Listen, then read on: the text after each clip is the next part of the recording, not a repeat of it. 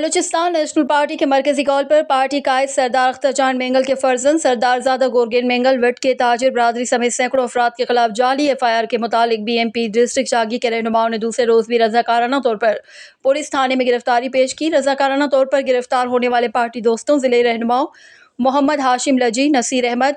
Recce हाजी दीन जान मेंगल, पीर जान सासोली, शेर दिल मजाज समलानी, वकार कशानी, मकसूद कशानी और दीगर दोस्तों से सियासी और समाजी रहनुमा मोहम्मद अशरफ हसन जई, सोशल एक्टिविस्ट इलियास हसन जई और दीगर ने इदारे यकजहती किया। इस मौके पर पार्टी के सेंट्रल एग्जीक्यूटिव कमेटी के मेंबर और साबिक वफाकी वजीर हाजी मीर मोहम्मद हाशिम नोतीजई, साबिक जिला जनरल सेक्रेटरी मोहम्मद बख्श बलोच, मुस्तफ़ा कमाल रेकी, सीनियर सहाफ़ी शबीर अहमद मेंगल और दीगर मौजूद थे। साबिक रुकन कौमी असम्बली हाजी मीर मोहम्मद हाशिम नोतीजई ने कहा कि पार्टी का सरदार अख्तर जान मेंगल को सियासी और जमहूरी जिद्दोजहद से दूर रखने के लिए मुख्तलिफ हरबे इस्तेमाल किए जा रहे। पार्टी का सरदार अख्तर जान मेंगल के